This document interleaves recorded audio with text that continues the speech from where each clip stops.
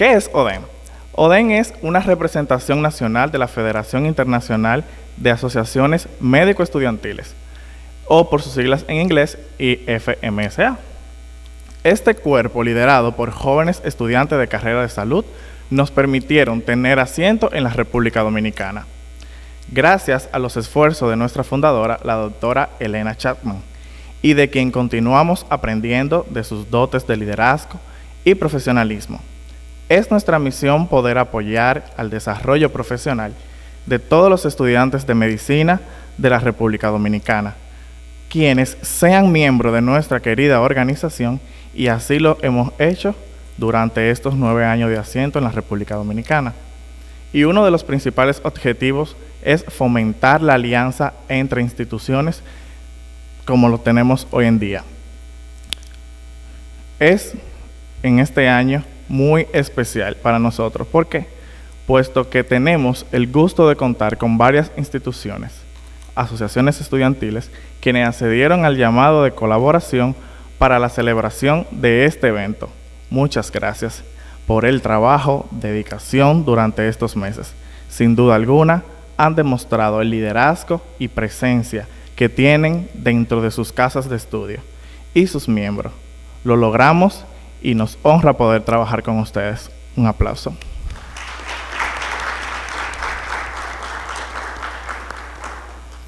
Gracias a nuestros patrocinadores, ambos International, Grupo CTO, nuestro gran aliado y amigo de siempre, Body Insert y Medical New, nuestro medio de comunicación oficial de este evento. Y otro agradecimiento especial a quienes nos aportan aval académico para este evento el día de hoy, que son INTEC, la UNFU, UNIBE y Grupo CTO. Muchas gracias por el apoyo y la confianza siempre puesta en nosotros. Sin más preámbulo, permítame presentarle a los integrantes de la mesa de honor, que está conformada por nuestra representante de la Organización Dominicana de Estudiantes de Medicina, nuestra presidenta doctora Nedisa Zacarías. Un aplauso, por favor. Representando a la Asociación de Estudiantes de Medicina, AEM UNIBE, su vicepresidenta Amelia Núñez. Representando al Comité de Estudiantes de Medicina, CIPMED INTEC, su presidente Manuel Alemán. Representando la Junta Asesora Estudiantil, JAED UNFO, su presidenta Sumaya García. Representando a la American Medical Student Association, AMSAN, UNFU, su secretaria coordinadora de reclutación, Leslie Rojas.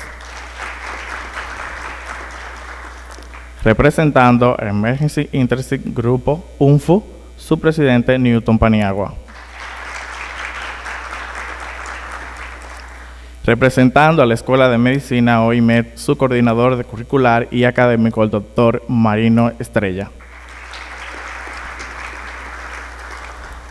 Representando la Universidad UNIBE, la doctora Elizabeth de León. Y en representación del Grupo Médico CTO, tenemos al gerente Raúl Díaz. Gracias a ustedes, disfrutaremos de un espacio científico inclusivo para todos. Vamos ahora sí, ahí iniciamos con el primer plato del día, nuestro panel sobre educación médica en tiempos de COVID-19, lecciones aprendidas. Para dar inicio, le pido a los miembros de la mesa de honor que permanezcan en sus mismos lugares y cedo este espacio a la señorita Helen Bello, coordinadora de actividad AEM UNIBE, quien moderará esta sección. Aprovechando el tema central de este congreso es el estrés que causa detenerse por un tiempo. El estudiante de medicina, como es una carrera tan larga, uno está en una constante carrera y siente esa presión porque pasan los años y uno quiere verse exitoso y a medida que tú más te preparas, más viene.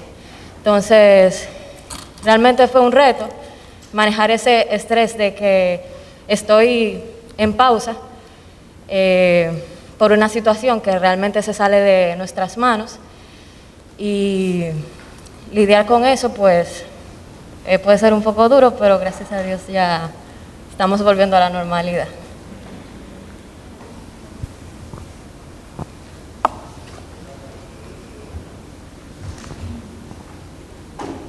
Me presento nueva vez, mi nombre es Amelia Núñez. Mi opinión es corroborando lo que dijo la doctora Elizabeth de León. Yo realmente soy preinterna ahora mismo y fui una de las personas que tuvo la ventaja de poder retomar lo que fueron las rotaciones.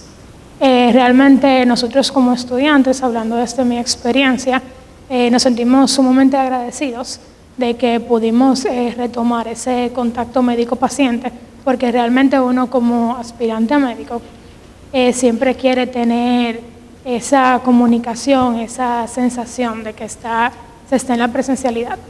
Realmente eso ha sido un reto, porque digo ventaja, porque uno siempre tiene el miedo de ir sus familiares, estamos en una ola de COVID, por ejemplo, tenemos que protegernos más, proteger a las personas que están alrededor de nosotros. Entonces, como uno como médico tiene más conciencia, eso realmente ha sido un reto bastante preocupante. Muchas gracias.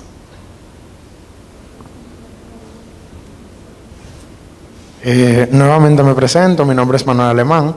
Me atrevo a decir que para mí, y creo que para muchos de mis compañeros, lo más difícil de este tiempo del COVID fue mantenerse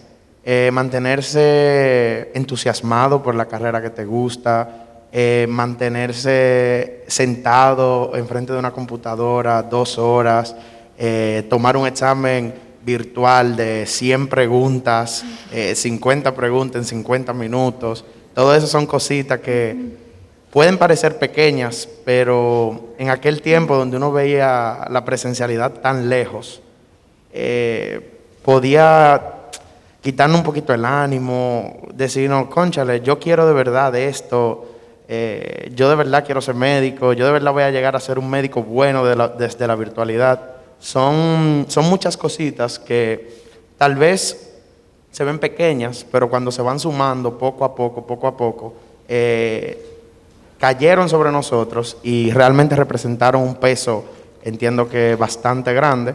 Desde mi experiencia, yo inicié el preinternado virtual y a mediados pude retomar los hospitales. Actualmente soy interno, pero es complicado. Es complicado tú llegar al internado y tal vez muchas de las cosas que tú debiste ver en el preinternado las tomaste frente a una computadora y no es la misma experiencia. Pero nada, gracias a Dios estamos retomando la presencialidad y creo que poquito a poquito todo puede volver a ser como antes. Saludos. Bueno, desde mi punto de vista, yo considero que una de las cosas más difíciles que trajo esta pandemia para los estudiantes fue el hecho de que es algo que en las últimas décadas no tenía como precedente. Entonces todos estábamos acostumbrados a ir a la universidad, a tomar clases presenciales, a tomar las prácticas hospitalarias en los hospitales y todo ese tipo de cosas.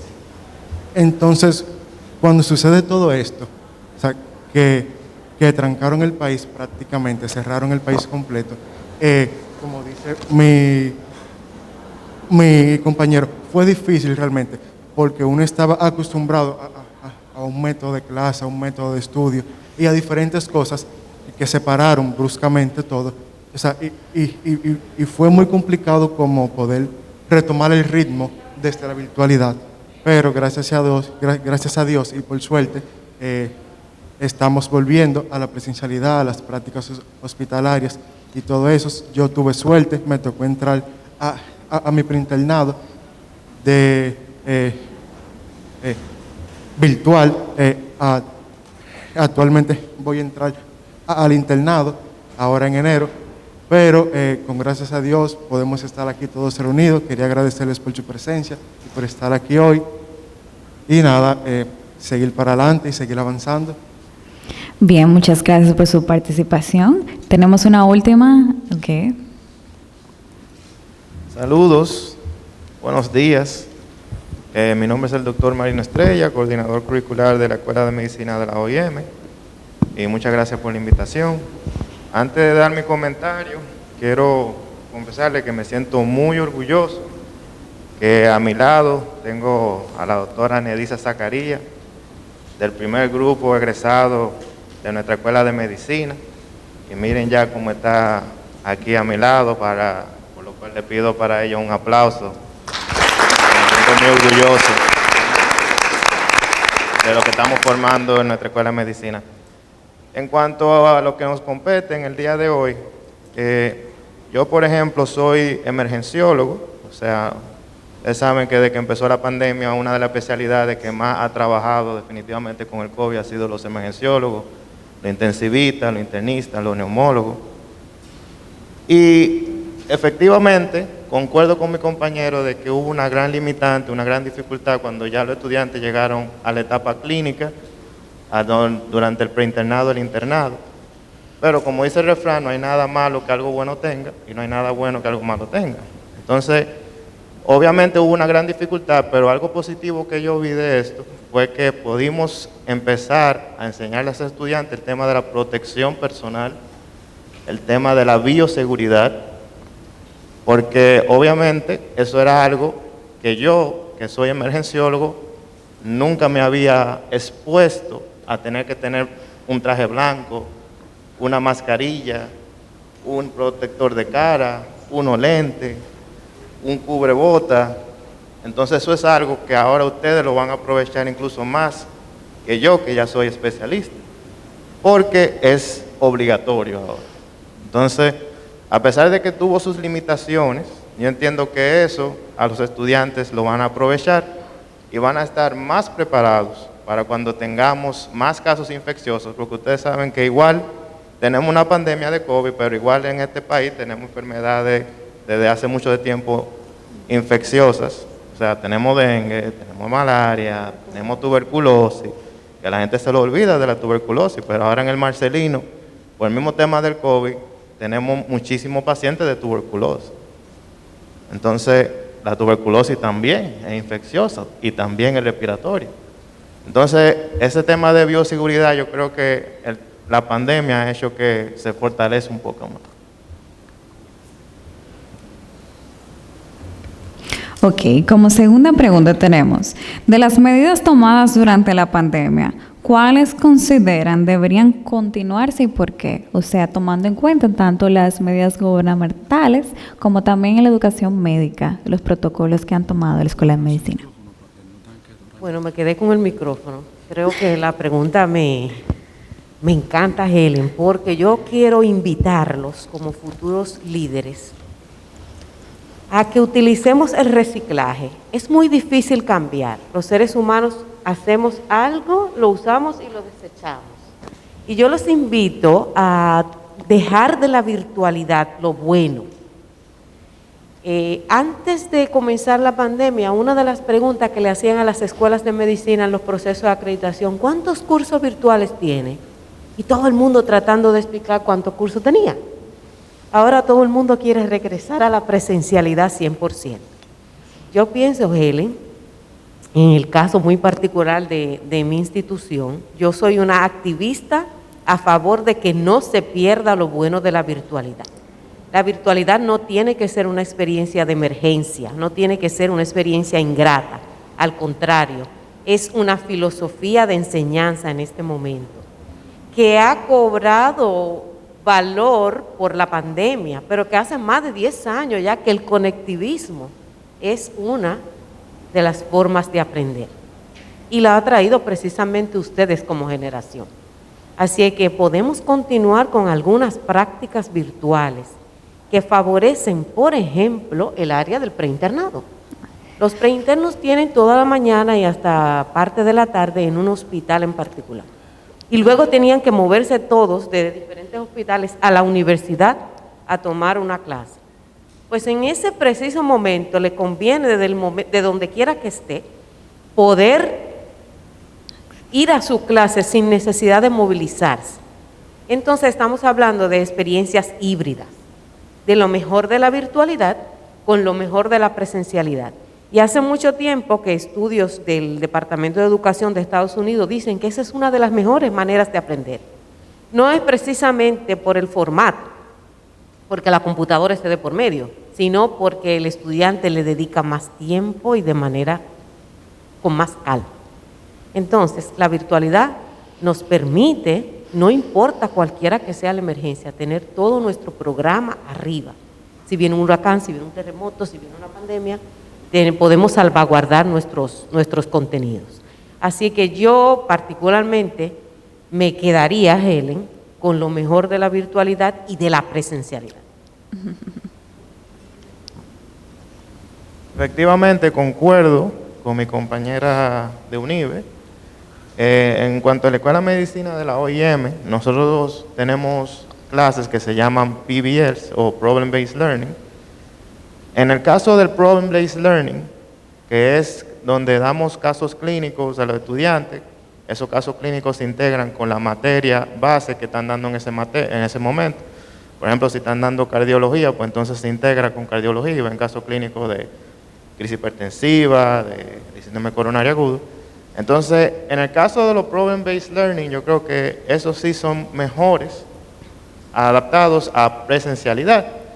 Pero en cuanto a las clases típicas, o sea, las clases tipos exponenciales, donde el profesor es el centro de atención, yo entiendo que eso sí se puede ir cada vez más al tema de adaptarlo a una plataforma digital. Y la realidad es que yo, por ejemplo, fui un poquito híbrido en mi formación, en el sentido de que empecé con ese tipo exponencial y después, ya llegando al final de mi universidad, comenzaron a utilizar las plataformas digitales. Y efectivamente, ya los estudiantes del futuro, yo entiendo que se van a aprovechar más de lo que son temas audiovisuales, de tener videos y de tener simulaciones en sus aplicaciones del celular, que inclusive dando una clase con el profesor. Y ahí es que viene mucho el tema que se utiliza mucho ahora en docencia, lo que es el flip de classroom, el tema de que ya no es que viene el profesor y comienza a hablar, sino que más bien él pone algo en su plataforma, usted lo ve previamente y venimos y discutimos, disculpen eso, en el tema a cuestión en el día de la clase. Y eso yo entiendo que hace la clase más dinámica, se aprovecha más, y hace incluso que la clase sea más corta, que otra cosa es que se ha visto que sobre todo el estudiante de los Z, los millennials para acá, que tienen menos atención. La verdad es que tú duras 3 horas y ya a la hora y media lo perdiste. Entonces lo mejor es hacer clases cortas, interactivas, dinámicas, y de esa manera se aprovecha más. O sea, hacer mixed learning, o sea, combinación de lo digital con lo presencial. Quería también mencionar que nosotros como generación, ya lloviendo sobre mojado de lo que usted dijo, doctor Estrella, somos una generación muy privilegiada porque tenemos muchas cosas tecnológicas y virtuales a nuestra disposición.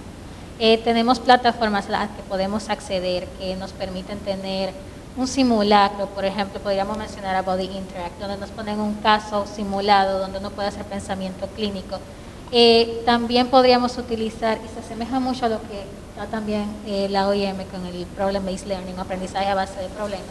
O también podríamos tomar estas grandes casas de preparación de exámenes de residencia, por ejemplo, como el grupo CTO o ambos, que tienen una plataforma digital de todo su material al que se le puede acceder. Entonces, aprendiendo de esas modalidades, nuestras universidades podrían también tener algo parecido en una plataforma autónoma de la universidad, donde estos estudiantes puedan acceder a ellos, así algo como si fuese una biblioteca, y ellos puedan revisarlos, y ya cuando tengan algún tipo de pregunta, ellos pueden abordar al director del programa, al director del curso, y hacer una interacción más directa hacia el tema que tenga en cuestión o duda el estudiante, por así mencionarlo.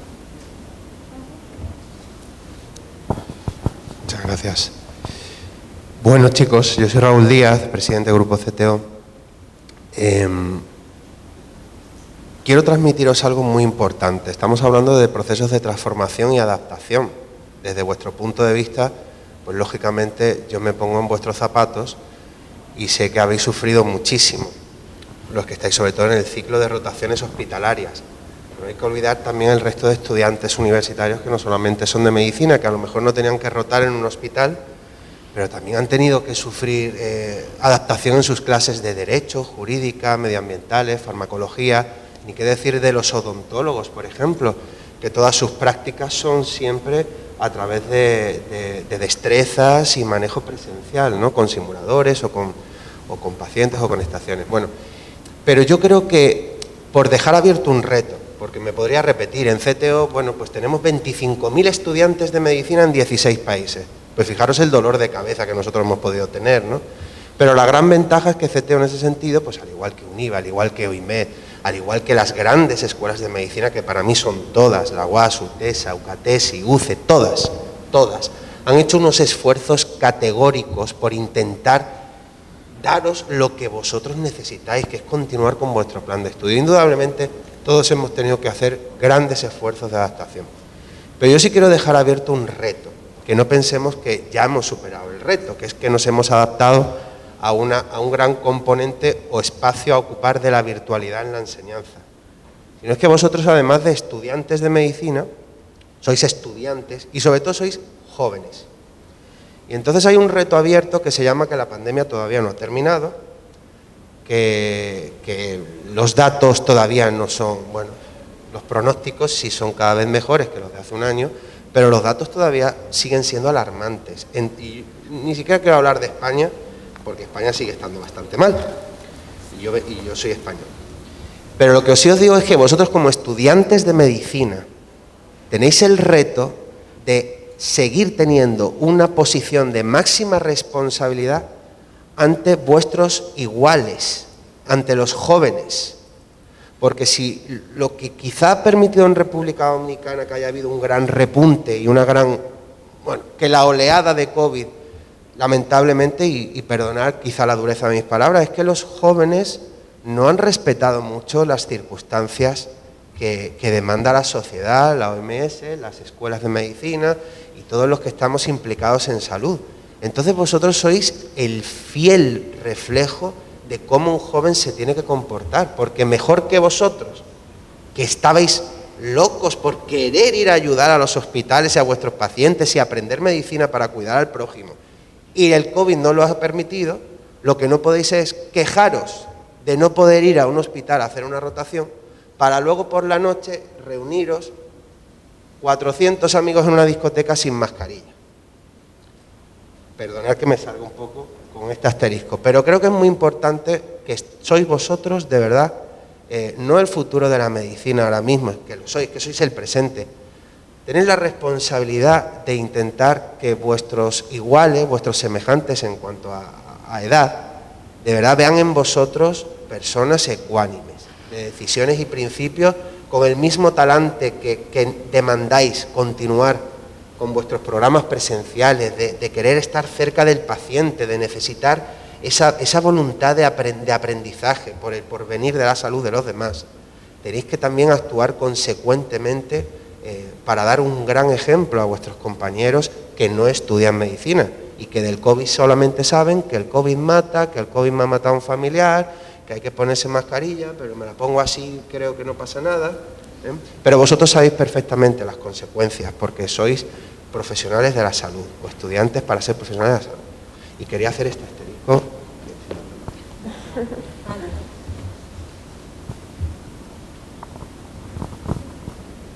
Como estudiante, yo pienso que una de las grandes joyas que nos ha dejado el tema de la virtualidad, un sistema híbrido, ha sido la capacidad de nosotros poder organizar nuestro tiempo de una mejor manera.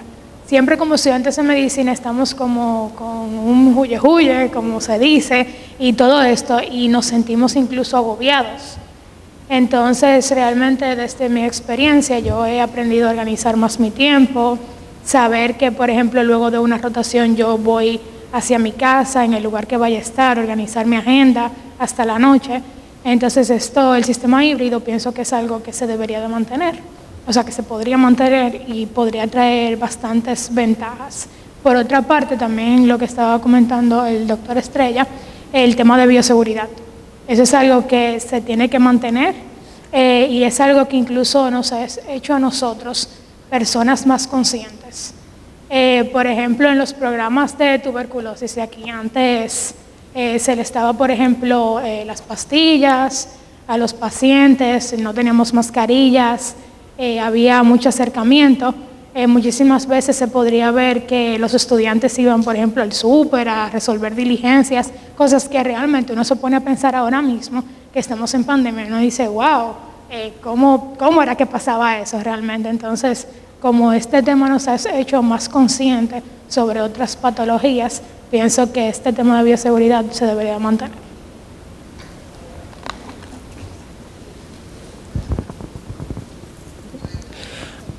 Bueno, creo que de las medidas preventivas tengo 2 puntos a resaltar.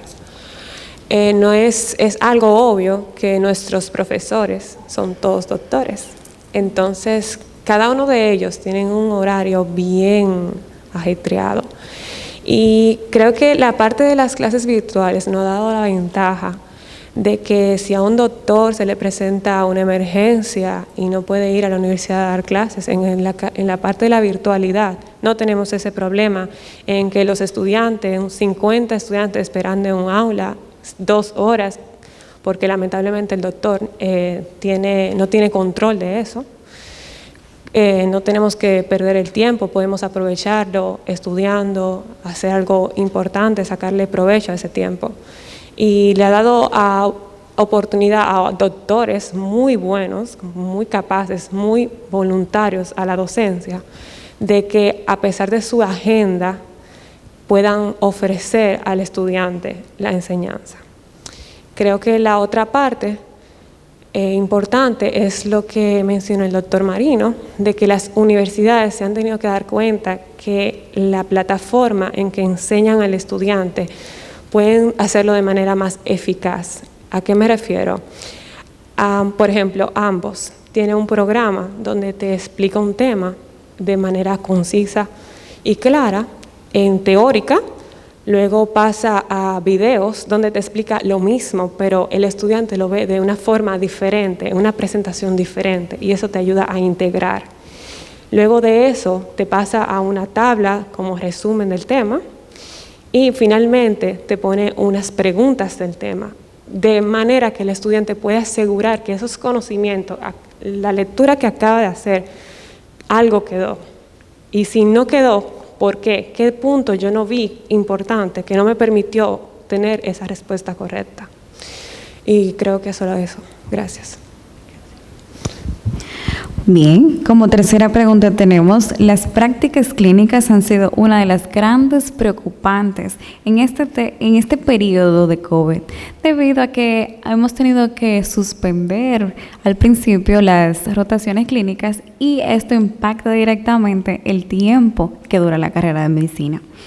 Ustedes como casa de estudios, ¿han pensado en algunas medidas para solventar este hueco sin afectar la longitud de la carrera?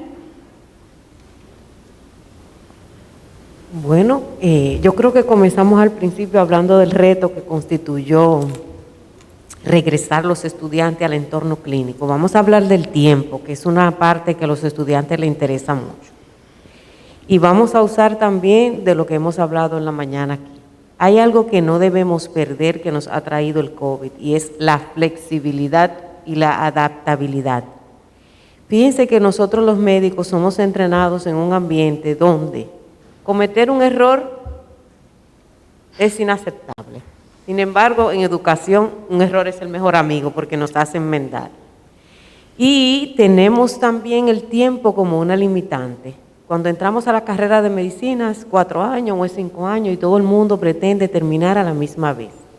La pandemia nos ha traído esa ventaja. No había manera al principio de que pudiéramos retornar a los hospitales y que los estudiantes pudieran terminar en el tiempo establecido, porque el tiempo se había perdido. Teníamos 4 meses vigilando el comportamiento epidemiológico del virus, tratando de proteger a los estudiantes, de mantener los objetivos de aprendizaje, de mantener el rigor académico, pero el tiempo seguía pasando. Tenemos regulaciones nacionales e internacionales que no nos permitían que los estudiantes una vez volvieran al hospital decirle, bueno, el tiempo que pasó ya está exonerado porque se pasó. No, porque había un número de semanas que ustedes tenían que invertir para adquirir destrezas con sus pacientes, que se había quedado en hold, o sea, se había quedado congelado. Así que Helen, desafortunadamente para ese momento eso no era posible, flexibilizar el tiempo, porque teníamos compromisos adquiridos con agencias nacionales e internacionales que tienen regulaciones en el número de semanas que los estudiantes tenían que cumplir, y aún siguen siendo así. La medicina es una carrera muy regulada. Sin embargo, las guías nacionales e internacionales también decían, pueden ser flexibles en sus actividades curriculares. Por ejemplo, pueden compartir objetivos de varios cursos. Si ven algo en medicina interna, no lo repitan en dermatología, para que el estudiante ahorre tiempo. Pero tenían una cosa muy clara. El tiempo no estaba en juego, tampoco estaba en juego el hecho de que los estudiantes tenían que rotar en el hospital. Decían, ustedes pueden hacer lo que quieran, compactar, dar menos horas de clase, pero los estudiantes tienen que ir al hospital a su práctica clínica, porque realmente tenían que aprender desde la práctica clínica con su paciente. Y desafortunadamente eso toma tiempo, o afortunadamente, ¿verdad? Porque invertimos el tiempo en eso. Dije la palabra incorrecta. El tiempo no era una opción de reducirlo, y tampoco la presencialidad en el hospital. Así que el tiempo pasó, pero lo hemos ido recuperando poco a poco. Como institución nos dispusimos a usar los sábados, a hacer 2 tandas con los estudiantes, mañana y tarde, para que pudieran todos ir al hospital de manera paulatina. Flexibilidad y adaptabilidad son destrezas suaves que no se incluían antes en el currículo médico. Era un tiempo, ese era el que había que hacer, y ese era exactamente. Así que esas 2 particularidades o esas 2 destrezas nos permitieron retomar las prácticas clínicas, cumplir con las regulaciones, pero nos tomó más tiempo. Efectivamente, nuevamente concuerdo con mi compañera en todo lo que ella comentó, solamente agregar, para no repetir lo que ella ha dicho, que yo, por ejemplo, no sé en el caso de ella, tal vez sí, yo me formé aquí en la universidad, en la Universidad Estatal, ¿no? La Universidad Autónoma de Santo Domingo, y la manera que yo aprendí es muy diferente a la que están aprendiendo ustedes. Por suerte, ustedes están aprendiendo así, porque la manera que yo aprendía era directamente con los pacientes. O sea, yo puse mi primera sonda con un paciente. Ahora lo que hacemos es que utilizamos la simulación.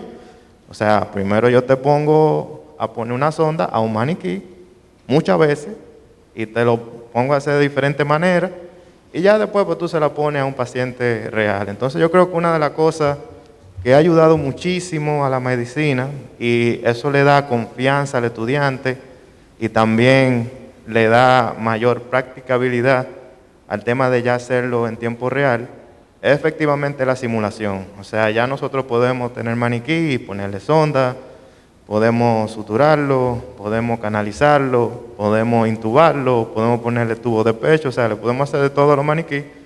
Y ya de esa manera, cuando tú lo has hecho 10, 15 veces con un maniquí, pues cuando tú lo haces con un paciente real, obviamente no va a ser igual, porque un maniquí no se queja, no habla contigo, obviamente no es lo mismo, pero tú tienes ya esa confianza que tal vez un estudiante que lo va a poner por primera vez le falta.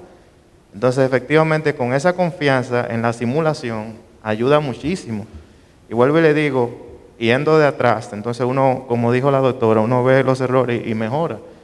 Y entonces yo entiendo que es muchísimo mejor que tú hagas un procedimiento primero con un paciente irreal, ¿verdad? Un maniquí, que cuando ya tú pases con el paciente real, pues ya tú tienes eso que te falta, porque yo me acuerdo que el paciente que yo intubé por primera vez fue en la residencia también, que fue un paciente real también, pero yo sé que si hubiera hecho con un maniquí primero, tal vez lo hubiera hecho mucho mejor la primera vez. Entonces eso es algo que los estudiantes que están formándose ahora tienen que aprovechar, lo que es la simulación. O sea, no tengan miedo de utilizar sus laboratorios de simulación en sus universidades. En la Escuela de Medicina tenemos un buen laboratorio de simulación. Los compañeros de UNIBE, yo sé que también tienen un laboratorio de simulación excelente. Yo me formé en la Plaza de la Salud y ellos nos facilitaban su laboratorio de simulación, UNIBE, porque UNIBE es que tiene el plan de emergenciología de la Plaza de la Salud. Y realmente los laboratorios de simulación son excelentes. Inclusive, para esos procedimientos que tal vez tú crees que nunca lo vas a hacer, pero llega un paciente y ya tú tienes, pues, entonces esa práctica con ese maniquí, que a veces uno dice, bueno, tal vez yo nunca hago una cricotiroidectomía, pero me llegará un paciente que tenga un edema de glotis, ya yo lo he hecho con 10 maniquí, y tengo esa confianza para cuando me llegue ese edema de glotis hacerle su cricotiroidectomía. O sea que aprovechen la simulación, eso.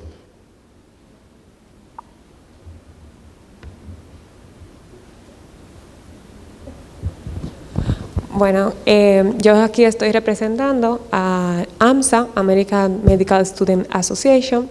Nosotros no somos tal como una casa de estudio, como dice la pregunta, pero como buscamos fomentar lo que es el desarrollo de las capacidades para hacer un perfil académico lo más competente posible, nosotros ofrecemos un programa llamado CEP, Clinical Experience Program, donde consta de 4 a 5 semanas.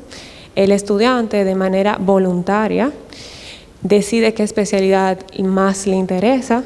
Si no está seguro de elegir, nosotros buscamos doctores voluntarios que le gusten eso de la enseñanza, que se dediquen a esto. Aquí el estudiante tiene la oportunidad de integrar, de interactuar con el día a día de cada especialidad, ya sea su interés. Con casos clínicos, pacientes de manera física, estudios, entre otras. Esa es una de las medidas que hemos tomado. Perfecto, gracias. Muchas gracias. Por último, tenemos la siguiente pregunta. Brevemente, ¿cuáles nuevos cursos de acción sugieren deberían adoptarse considerando el panorama actual con la desescalada de los protocolos y qué actores deberían involucrarse?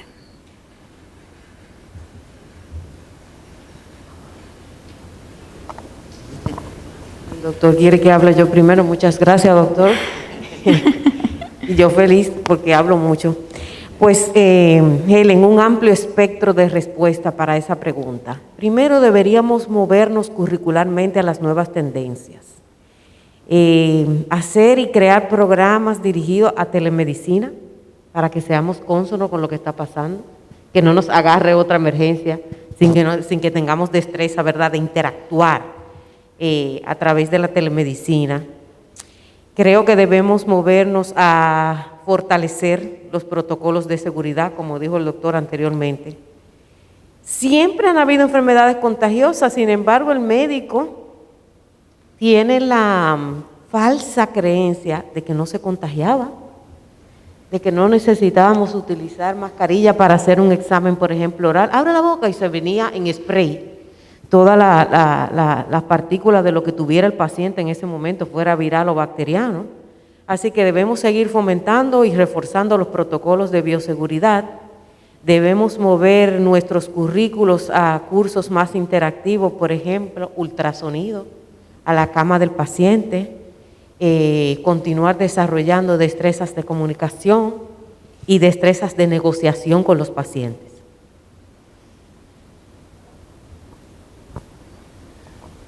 Entonces, como siempre, concuerdo con todo lo que dijo la compañera. Una de las cosas que ella planteó sobre todo es el ultrasonido, que dicho sea de paso, hoy tendremos un taller impartido por mí. El que le interese está más que bienvenido. Eso es uno de los puntos que yo estoy tratando incluso de inculcar en los estudiantes de medicina, no solamente de la OIM donde estoy representando hoy, pero sino a todos los lugares que me invitan. Yo estoy ahora mismo dándole clase a residentes de emergenciología a nivel nacional, a la UNFU, también he dado talleres en UNIBE, y es que, por ejemplo, eso ya de auscultar, yo entiendo que próximamente va a ser cambiado por insonar, porque efectivamente ya se ha visto que los dispositivos de sonografía cada vez van a estar más baratos.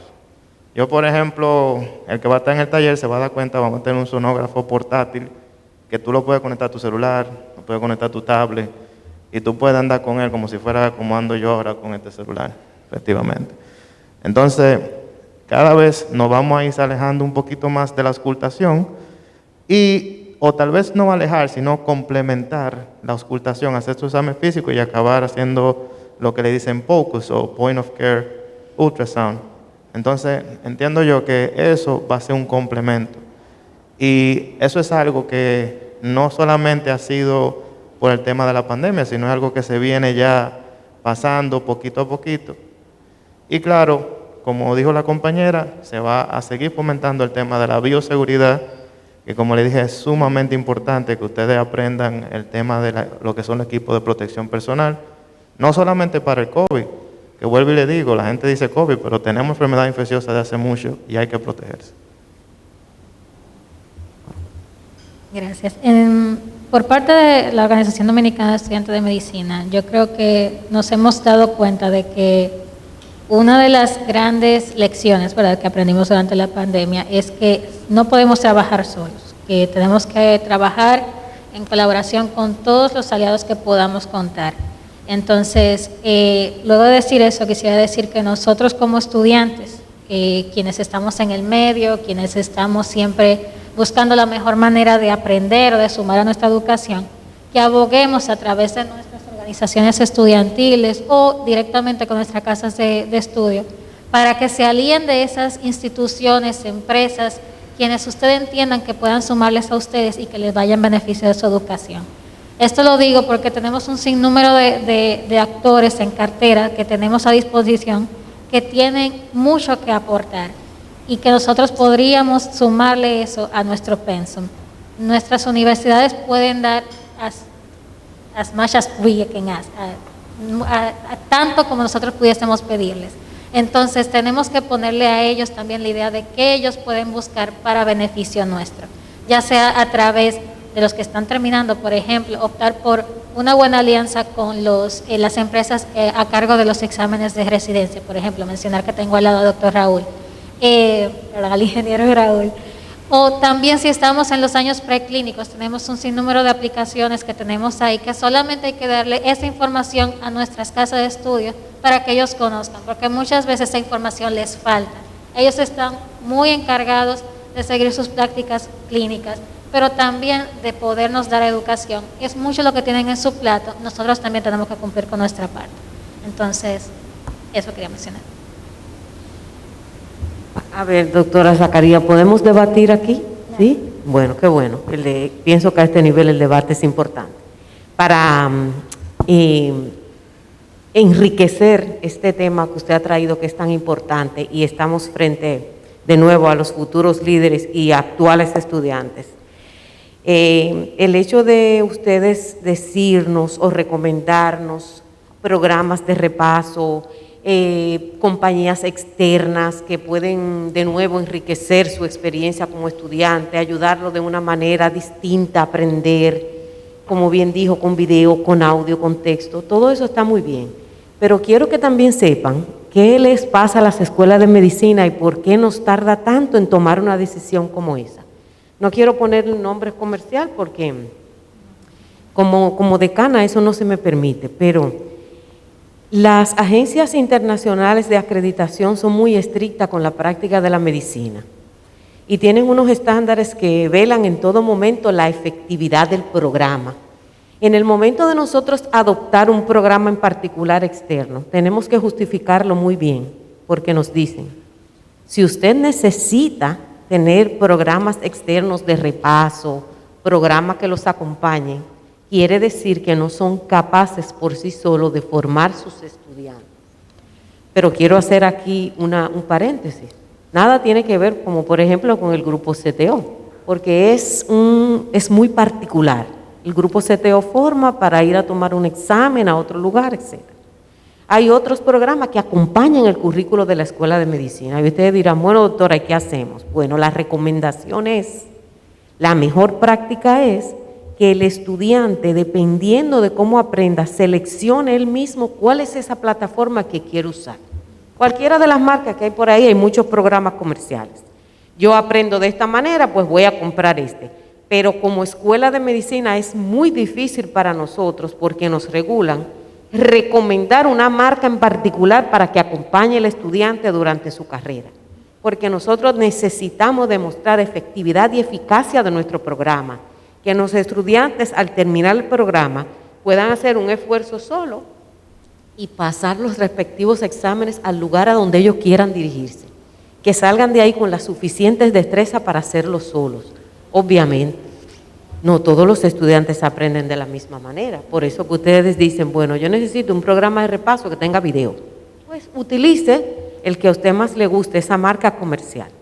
Bien, entonces eso yo quería aquí como un pequeño debate de que a pesar de que todos ustedes son muy diferentes y todos quieren diferentes cosas, sobre los hombros de nosotros recae la responsabilidad de poder guiarlos bien. Y no podemos tomar decisiones. Yo voy a comprar el programa tal, con la licencia tal, y lo voy a incluir en la matrícula y que todos mis estudiantes al entrar tengan ese programa. Eso no es tan fácil, es regulado. No, y qué bueno que lo menciona, que por eso quise decir que nosotros como estudiantes tenemos que cumplir con nuestro rol de ver qué es eso que podíamos oponer en la mesa, porque ustedes son los que al final toman la decisión. Pero si nosotros no le llevamos esa información, quizás ustedes nunca se van a enterar porque son un sinnúmero que están ahí, son bastantes. Entonces nosotros tenemos que hacer la tarea de presentarles apropiadamente a través de nuestras agrupaciones estudiantiles quienes estén allá, para que dentro de lo posible se pueda seleccionar ese que mejor les convenga. Pero nosotros llevarle esta información a ustedes porque somos el consumidor al final del día.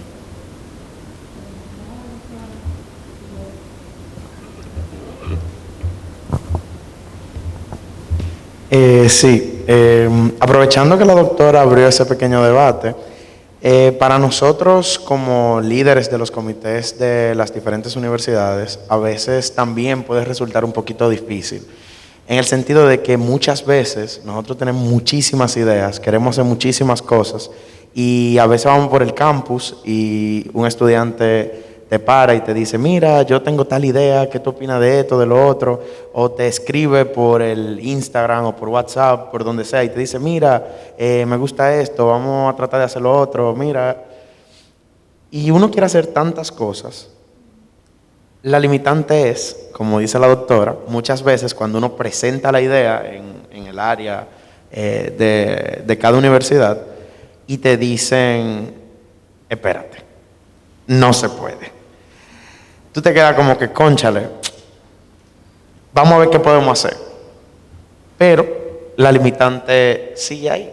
Entonces, a veces nosotros, fuera de esta posición, juzgamos mucho al líder del comité de la diferente universidad, porque pensamos que esa persona no quiere o no está a la disposición, y muchas veces no es así, al contrario, la disposición, el querer, las propuestas están, pero como bien dijo la doctora, hay agencias, hay regulaciones que van mucho más allá de la misma universidad y que lamentablemente deben de acatarse.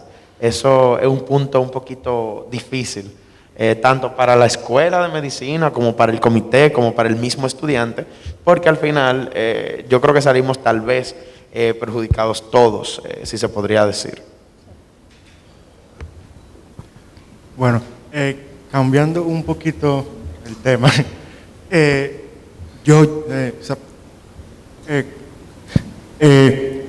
como el doctor Marino dijo, las enfermedades infecciosas en este país son el pan de cada día. Las casas de estudio exigen a los estudiantes cumplir con ciertos programas de inmunización cuando entran cuando entran a estudiar esta carrera. Entonces, yo considero que ese programa de inmunización se debe seguir ampliando, porque realmente es necesario que nosotros como estudiantes, los docentes y todos los que estén en el área de la salud estén bien protegidos para todas las enfermedades, porque al final del día nosotros somos los que estamos siempre teniendo contactos con los pacientes, y es muy importante que las casas de estudio como que consideren la seguridad de sus estudiantes, y estamos conscientes de que lo hacen, pero esos programas de inmunización se pueden mejorar mucho más, así que...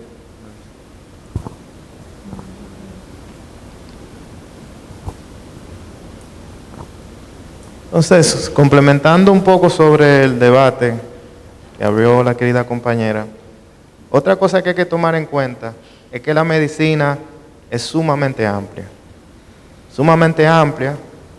tanto así que después de que uno se gradúa, por lo regular uno hace una especialidad, ¿no? Entonces, cada estudiante es diferente. Cada estudiante tal vez quiera hacer endocrinología, o tal vez neumología, o tal vez cirugía, o en el caso mío, yo soy emergenciólogo, tal vez quieren hacer emergenciología. Que dicho sea de paso, celebro que ahora tengamos aquí el Emergency Medicine Interest Group y que hay varias universidades que tienen el grupo de EMIC. Ustedes saben que una de las especialidades más jóvenes aquí en el país justamente es la emergenciología. Pero imagínense ustedes, República Dominicana con COVID y sin emergenciólogo. ¿No hubiera ido bien? Yo no creo que no hubiera ido tan bien. Entonces, realmente, lo que quiero decir es que cada especialidad tiene su espacio y cada estudiante, obviamente, tiene derecho a estudiar lo que él considere que más le interesa. Entonces, cuando nosotros estudiamos medicina, obviamente tenemos que darte lo suficiente para cada especialidad, para tú identificar esas patologías que son más frecuentes y que cuando te llegue un paciente la puedas identificar y por lo menos tratar de manera inicial antes de tal vez ir a un especialista. Entonces, como es tan amplio, entiendo yo que cada estudiante pues va a complementar sus estudios a como él considere. Y uno como universidad tiene la responsabilidad de cubrir la mayoría de esas enfermedades, de cada una de esas especialidades, para que ya luego el estudiante pues entonces decida cuál es la que él más considere, ya sea medicina interna, ya sea emergenciología, ya sea ortopedia, ya sea cirugía, pero obviamente teniendo esa base, ¿verdad? Esa base para poder identificar y manejar por lo menos de manera inicial todos los pacientes y saber dónde se debe de disponer, si ese paciente se debe ingresar, si ese paciente se puede ir para la casa, ¿okay? Si ese paciente debe ir a UCI, si ese paciente necesita un procedimiento de emergencia que no puede esperar. Y yo creo que esos son los puntos que deberemos más reforzar. Ya luego, pues cada estudiante, dependiendo de lo que él considere, ¿verdad? Que ojalá sea emergenciología, ¿verdad? Pues entonces, ya se va a ir a su especialidad y va a durar 3 años más, 4 años más, 7 años más, 8 años más, ¿verdad? Porque cada especialidad pues tiene su duración. Ustedes saben que el que quiere ser neumólogo, endocrinólogo, tiene que hacer medicina interna y después tiene que hacer 3 años más, 2 años más, algunas 4 años más, dependiendo. Neurocirujanos son 8 años. O sea que cada estudiante pues ve la especialidad que más le llama la atención y ya pues, obviamente pues va a complementar. Y yo entiendo que ahí ya va a venir el tema de qué va a decidir en tema de a qué país me voy a ir a especializar. Porque ustedes saben, yo por ejemplo soy emergenciólogo y emergenciología aquí en este país no tiene prácticamente más su especialidad que cuidado crítico. O sea, el que hace emergenciología ahora mismo solamente puede subespecializarse en cuidado crítico. Yo estoy tratando de cambiar eso, abriéndole su especialidad de sonografía, que fue la que yo hice en Estados Unidos. Entonces, si usted va a Estados Unidos, que ya emergenciología tiene muchísimos años, pues allá usted va a encontrar sus especialidades de emergenciología, de urgencia cardiovascular, de urgencia neurológica, de prehospitalaria, hasta 20 subespecialidades de emergenciología. Pero lo que le quiero decir con esto, vuelvo y le digo, es que la medicina es muy grande y ya obviamente pues dependiendo del interés particular pues se debe de objetivizar. No quisiera cerrar este panel sin dejarle 2 mensajes para el futuro y para el presente. El mundo se está transformando y ustedes tienen que ser parte del cambio. Y la segunda frase que le quiero dejar es que innovar es cambiar antes de que nos obliguen. Continuando con la idea de que cuando un estudiante muestra una idea, tiene que pasar por una serie de procesos. Nosotros como estudiantes siempre tenemos como mucha disposición, muchas ideas, porque somos jóvenes y queremos ver un cambio, aprovecharlo todo ahora que estamos jóvenes. Y también como representante de asociaciones recibimos día a día muchas sugerencias, muchas ideas para que la escuela la haga, pero algo que tenemos que tener muy en cuenta es que todo lo que se pone sobre la mesa es a largo plazo. Y de lo que nosotros nos estamos beneficiando ahora mismo son ideas que hicieron estudiantes en un pasado. Entonces, por esto, de la misma manera, siempre les exhorto a dar ideas que sean innovadoras y que aunque ustedes no se vayan a ver beneficiados en este presente, saber que han dejado un legado para los estudiantes del futuro. Sí, yo quiero acompañar las palabras que ha dicho Manuel sobre que a veces los estudiantes os sentís que no sois escuchados o que hay muchas barreras administrativas, burocráticas en las escuelas y que es difícil encontrar el sí. Yo creo que eso, bueno, puede ser una percepción, pero realmente en las escuelas de medicina os toman muy en cuenta todas las iniciativas. Lo que pasa que esa burocracia, esa legislación que tiene el MESIT, esos procesos de acreditación internacionales que son, de verdad, para aquí los directores de escuela, decanos, son complejísimos, chicos, son muy complejos y superarlos es por vuestro bien, para que luego vuestras escuelas de medicina puedan permitir que el título con el que vosotros os graduáis, cuando vayáis a España, cuando vayáis a Estados Unidos, a Canadá, a Brasil, a cualquier país internacional, como exponía el doctor, que es el siguiente paso que, bueno, pues muchos de vosotros haréis, probablemente algunos salir internacionalmente, vuestro título de médico de OIMED, de UNIBE o de la UNFU o de OTESA, de la UAS, etcétera, sea reconocido, ¿no? Pero también rompo una lanza a favor de todos los comités estudiantiles para estimularos también que todas las ideas, me vuelco con vosotros, porque yo siempre me quiero sentir estudiante, ¿no? Me quiero sentir que estoy muy de la mano con vosotros. Pues a veces en las escuelas de medicina, pues la burocracia permite que algunas cosas se puedan realizar y otras no. Pero dentro de instituciones que son académicas como CTO, que procuran la enseñanza por encima, de máxima excelencia por encima de todo, para residencias médicas, pero nosotros también, por ejemplo, con universidades como UTESA, la Católica Nordestana o la UNFU, hemos trabajado dentro de programas que están dentro de la malla curricular académica, como cursos, digamos, extracurriculares, ¿no? Para apoyar en el apartado de ciencias básicas, en el apartado de premédica, en el apartado también del internado. Nos hemos involucrado, y bueno, y en muchos países, ¿no? A todos los niveles.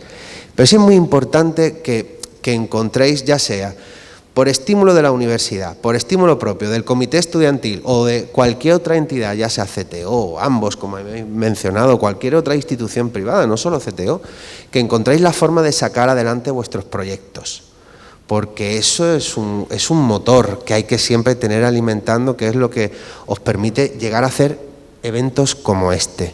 Yo llevo 14 años involucrado en la educación médica en República Dominicana y yo jamás en mi vida he visto un congreso de estudiantes de medicina tan bonito y tan bien organizado como este. Entonces eso significa evolución a partir de un motor constante de alimentarlo de ideas, entusiasmo, compañerismo, alianza entre todas las representaciones de los comités estudiantiles. A mí eso me llena de muchísimo orgullo ver cómo todos os unís, venís de diferentes escuelas de medicina y de diferentes carreras, pero hoy aquí estáis todos bajo una misma bandera, que es la de ser estudiante de medicina en la República Dominicana. Entonces, bueno, yo quiero alimentar vuestros sueños también, que sepáis que desde mi posición, para mí siempre vais a poder contar con Ediza, Oden y todos vosotros para poder alimentar vuestros sueños y convertirlos en realidad. Gracias, Raúl. Muchísimas gracias a cada uno de los panelistas por estar con nosotros en la mañana del día de hoy. Antes quisiera comentar que una de las características principales de los estudiantes de medicina es la resiliencia. A pesar de las vicisitudes, los desafíos que tengamos, recobramos fuerzas y vemos lo positivo para seguir adelante y cumplir cada uno de nuestras metas y sueños. Le damos formalmente la despedida a cada uno de nuestros panelistas. Gracias a la doctora de León, Casa de Estudios, como también Estrella. Muchas gracias, doctor. Gracias, Grupo CTO, y a cada uno de los representantes de los grupos estudiantiles. Muchísimas gracias.